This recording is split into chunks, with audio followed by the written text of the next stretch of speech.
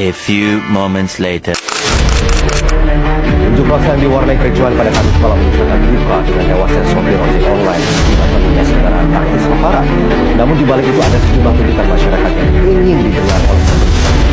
Ya, saudara, di Makassar, Sulawesi Selatan, massa membakar mobil dan gedung DPRD Kota Makassar di Jalan Adi Pangeran Penarani hingga malam massa masih bertahan di Bekasi.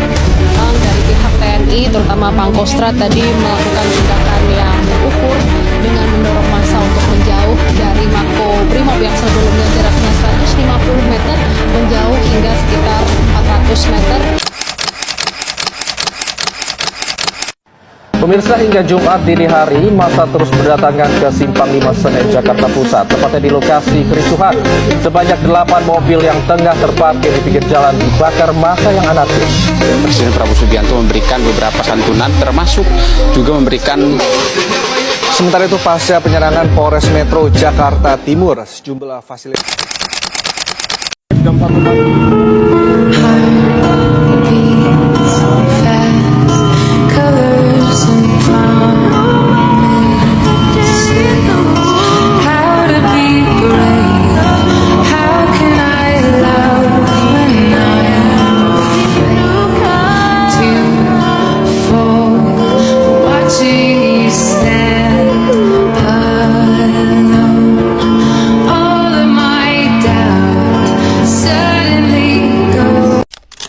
Warahmatullahi wabarakatuh. Perkenalkan, nama saya Muhammad Gina Pratama. Saya berasal dari Sekolah SMK Cengkareng 2. Di sini saya akan membahas tentang demokrasi yang terjadi pada tanggal 25 Agustus 2025 kemarin. Assalamualaikum warahmatullahi wabarakatuh. Di sini saya akan menjelaskan kronologi tentang demokrasi yang terjadi pada tanggal 25 Agustus 2025 kemarin. Ada beberapa faktor yang menjadi kerusuhan kemarin. 1. Ketidakpuasan terhadap kebijakan anggota DPR, khususnya soal kenaikan tunjangan atau remunerasi legislatif yang dianggap sensitif terhadap ekonomi rakyat. 2. Desakan agar DPR merevisi kebijakan yang dianggap merugikan publik atau tidak berpihak kepada rakyat. 3. Rasa krisis representasi. Publik merasa wakil rakyat tidak lagi mendengarkan aspirasi mereka, dan proses legislasi dianggap tertutup atau penuh kompromi politik. 4. Pemicu langsung. Aksi ini dipicu oleh isu-isu tarik-menarik antara rakyat dan elit politik, di mana demonstrasi kemudian menyebar dari Jakarta ke kota-kota besar lainnya. Dengan kata lain, aksi 25 Agustus bukan semata reaksi spontan terhadap satu isu tunggal, melainkan akumulasi ketidakpuasan atas sistem kelembagaan demokrasi yang dirasa kurang responsif. 2. Dinamika dan pelaksanaan aksi. Berikut beberapa faktor yang menjadi pelaksanaan demonstrasi. 1. Demonstrasi dimulai di kawasan DPR atau kawasan Senayan. Polisi sempat menggunakan gas air mata untuk membubarkan massa.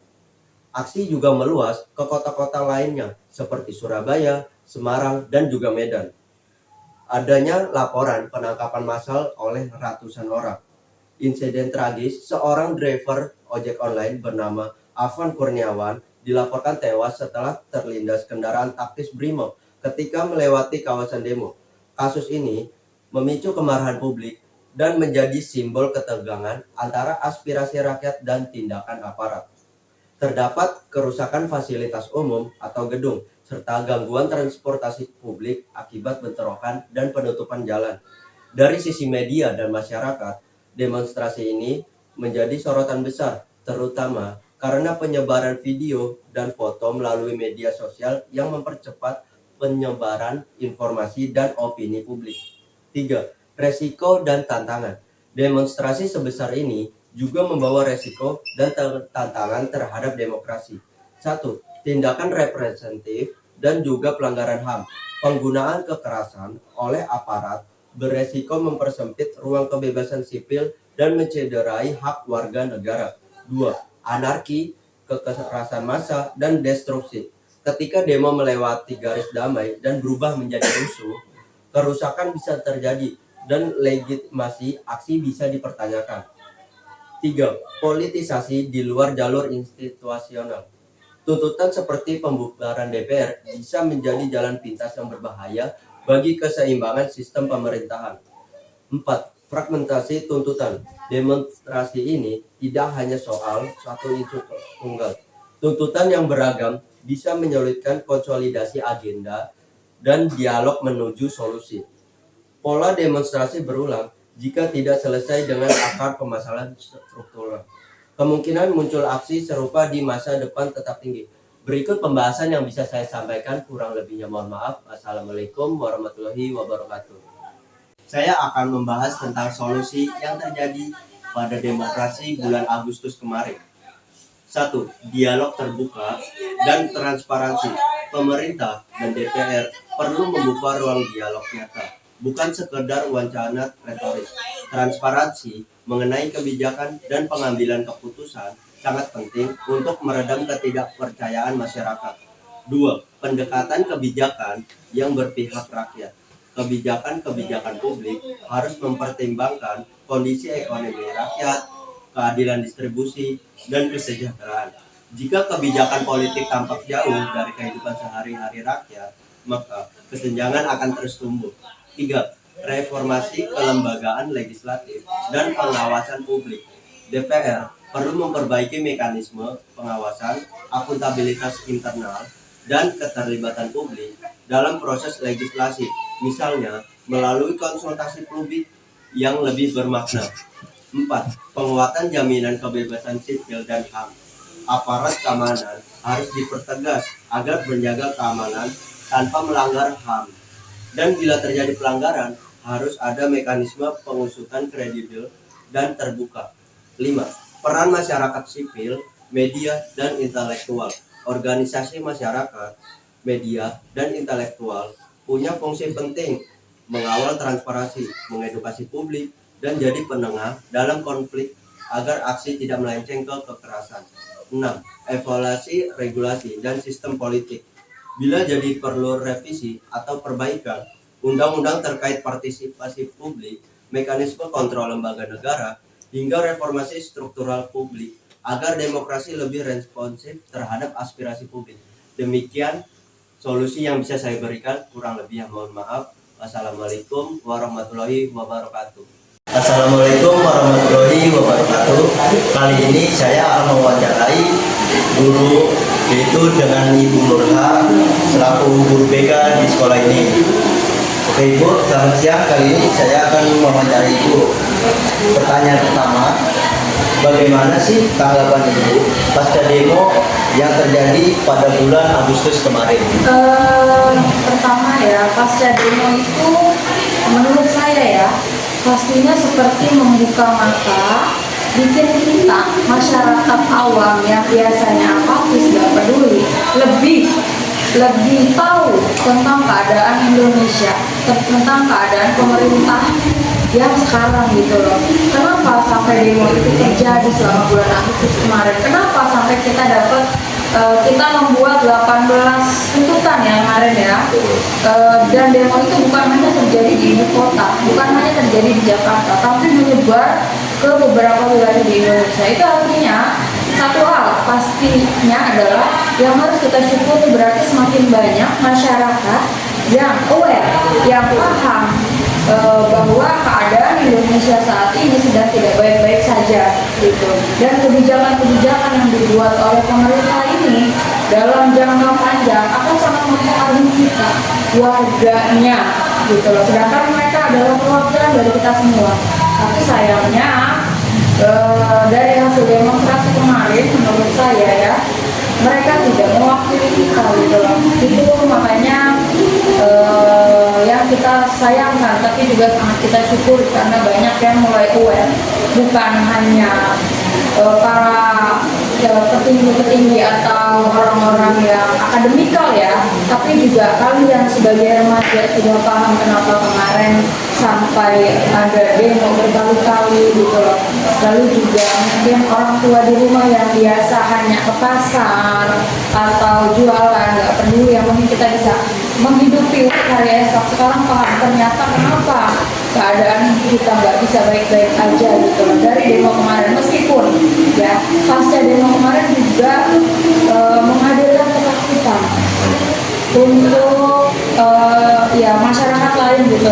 tidak ingin terlibat gitu.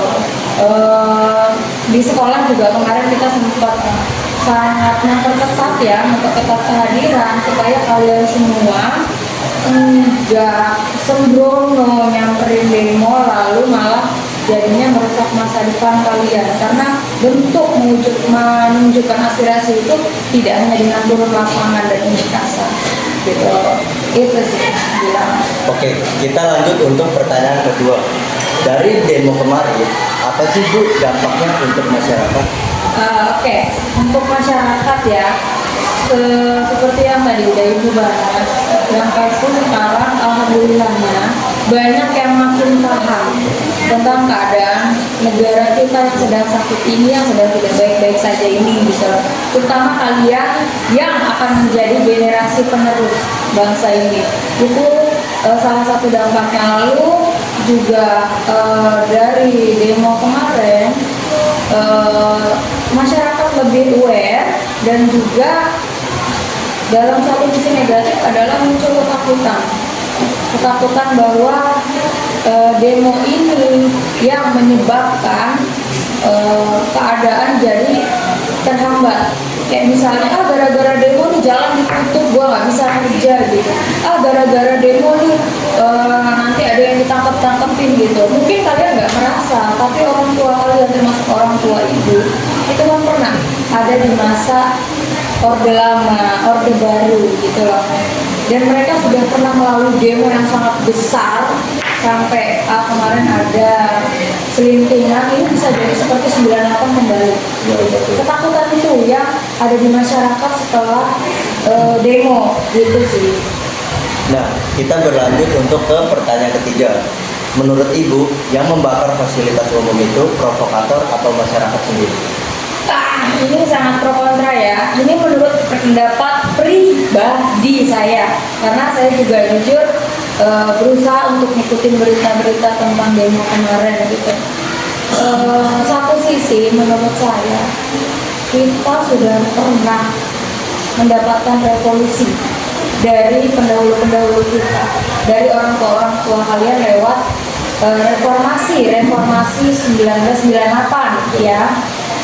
Dan demo kemarin juga tadi kelintingannya adalah jangan sampai kita ke 98, atau bahkan kita mungkin akan demo besar-besaran seperti 98 gitu.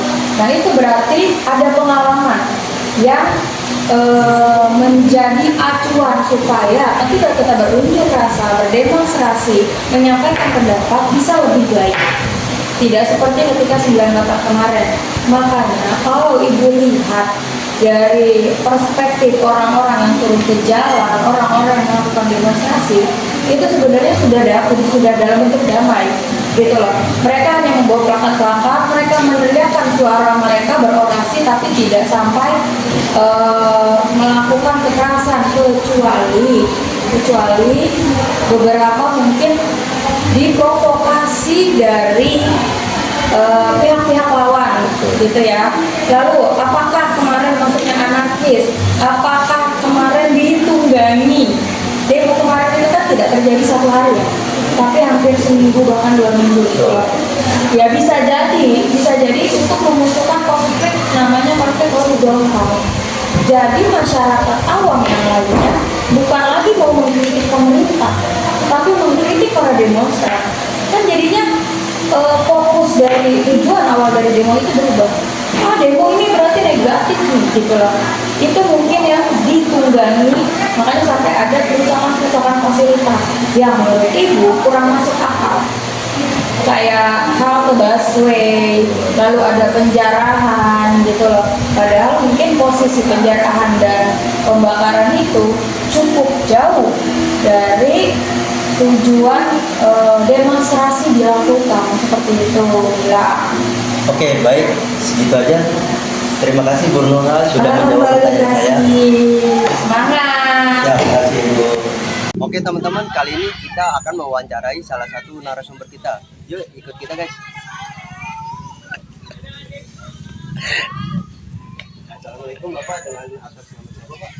Pak Hendri. Dengan Bapak Hendri. Ya. Bagaimana sih Pak tanggapan Bapak tentang demo kemarin Pak? demo kemarin tuh ya tentang apa tuh kira-kira tuh maksudnya Tentang ya, demo yang DPR kemarin. Nah, berarti kenaikan dari gaji anggota dewan ya Iya. semuanya. Nah itu sebenarnya sih ya buat barometer juga antara pemerintah yang sebagai ya, diwakili sebagai DPR RI itu nggak bisa juga lah seperti itu. Kenapa? Di gini kita rakyat kita menjerit kenapa ya? Karena kesusahan juga ya, karena pendapatan UMR juga di bawah standar. Nah ini kan mereka malah menari-nari atau joget-joget di apa namanya di nilai nominal yang 3 juta itu tambahan itu yang dibilang kita tuh nggak adil. Itu aja sih tahu saya. Kalaupun untuk membangun untuk apa namanya demo itu ya silakan saja, sah aja gitu, karena itulah kritik dari warga atau rakyat dari pemerintahnya itu aja. Lalu dampaknya untuk masyarakat kecil itu seperti apa sih Pak? Kalau dampak sih sebenarnya sih nggak maksudnya boleh dibilang karena jadi korban aja sebenarnya kalau rakyat kecil tuh. Kenapa? Mereka menaikkan pajak juga, dengan itu ya merasa ya agak diberatkan lah kalau warga tuh agak diberatkan karena mereka menaikkan pajak dengan maaf untuk pendapatan ya kayak DPR RI, DPRD itulah, makanya mereka ya bersuara atau mendemokan ini hak kita, atau mereka digaji juga dengan warga atau dengan masyarakat jadi dikasih sendiri dengan hasil maaf untuk kalau masalah untuk pendapatan daerah, pendapatan pusat, kan kita juga sebagai warga, sebagai masyarakat sendiri yang jadi korban itu aja. Lalu untuk solusinya untuk kedepannya bagaimana? Ya insya Allah ada perubahan untuk pemerintahan Pak Prabowo, mudah-mudahan ini menjadi cambuk dari pemerintahannya, karena ya mungkin untuk untuk dari kepemerintahannya atau staf-stafnya dia atau dari DPR itu melihat ke bawah, jangan biarkan saja karena karena warganya sendiri aja kita sedang memampat dengan kesusahan itu ya, dengan kondisi atau ekonomi yang tidak memadai, dan kalaupun mereka ada tambahan itu mereka sejahtera untuk mereka, tapi ke bawahnya kan mereka nggak tahu bahwa warga atau masyarakat sendiri kesusahan dengan ya gajinya begitu kecil gitu aja sih. Terima kasih ya Bapak Edi sudah mewawancara. Sama-sama ya. Berikut adalah wawancara dari narasumber yang kita pilih ya. Terima kasih. Hidup rakyat Indonesia. Hidup. Baik, selamat sore teman-teman semuanya. Hari ini sedang di Manahan, Solo, sedang berdemo bersama masyarakat Solo, dan pertama-tama mengucapkan bela sungkawa kepada korban atas aksi kemarin di Jakarta, dan harapannya seperti apa sesama rekan driver dan pengemudi ojek online seperti itu, Bapak? Semua rekan-rekan seprofesi ya Mas ya, terutama ya Mas ya. Mungkin pertama innalillahi wa inna ilaihi rajiun, turut berduka cita buat saudara Afan. Itu kalau orang nalar itu udah nggak bisa berkata-kata Mas Ya. Itu udah tindakan Zionis Mas. Benar. Jangan sampai Zionis berkembang di Indonesia. Makanya kita menyuarakan untuk bisa secepatnya untuk mengusut dan menangkap pelakunya, dan kedepannya kita juga menuntut untuk mengembalikan marwah Polri, yaitu untuk mengayomi masyarakat, bukan sebagai alat penguasa. Terima kasih. Akan membahas tentang kesimpulan dan penutup yang terjadi pada demokrasi pada tanggal 25 Agustus 2025 kemarin. Kesimpulannya, demokrasi pada 25 Agustus 2025 menegaskan bahwa rakyat adalah pemegang kedaulatan tertinggi dalam suatu negara. Sistem demokrasi bukan hanya sekedar prosedur politik yang diukur melalui pemilu, musyawarah, ataupun partisipasi rakyat dalam memilih wakilnya, melainkan juga sebuah budaya politik yang harus tumbuh dalam bermasyarakat, berbangsa, dan bernegara. Demokrasi memuat nilai-nilai keadilan, kesetaraan, kebebasan, keterbukaan, dan penghormatan terhadap hak asasi manusia, yang seluruhnya menjadi fondasi dalam menciptakan tata kehidupan yang lebih baik. Jika ditinjau dari perspektif historis, demokrasi bukanlah sesuatu yang datang begitu saja, melainkan hasil dari proses panjang perjuangan rakyat untuk mendapatkan hak-haknya. Oleh sebab itu, demokrasi di Indonesia pada tahun 2025 harus dipahami sebagai warisan yang perlu dijaga sekaligus ditingkatkan kualitasnya. Hal ini dikarenakan demokrasi sering menghadapi tantangan baik dari dalam negeri maupun dari luar. Misalnya, praktik politik uang, penyalahgunaan kekuasaan, maraknya penyebaran hoaks, polarisasi politik, hingga intervensi teknologi digital yang dapat dimanfaatkan untuk memecah belah masyarakat. Namun, tantangan tersebut tidak boleh membuat demokrasi mundur. Justru sebaliknya, pada era modern ini membuka peluang besar bagi rakyat untuk hari ini. Untuk lebih kritis, lebih aktif, dan lebih berdaya dalam memperjuangkan hak serta kepentingan. Peran teknologi, media sosial, dan digitalisasi bisa menjadi senjata ampuh untuk memperkuat transparansi, mempercepat pencapaian aspirasi, dan memperluas jangkauan partisipasi masyarakat. Dengan demikian, demokrasi di abad 21 harus diiringi dengan literasi politik dan literasi digital agar rakyat tidak mudah terprovokasi dalam disalahgunakan oleh kepentingan elit tertentu. Selain itu, demokrasi tidak hanya menuntut keterlibatan rakyat, tetapi juga integritas dan akuntabilitas dari pemerintah. Pemerintah yang demokratis adalah pemerintah yang terbuka, adil, serta berpihak kepada rakyat.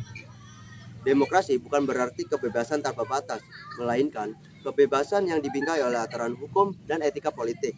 Dengan kata lain, demokrasi hanya dapat berjalan dengan baik apabila ada keseimbangan antara hak dan kewajiban, kebebasan dan tanggung jawab, serta kepentingan individu dan kepentingan bersama.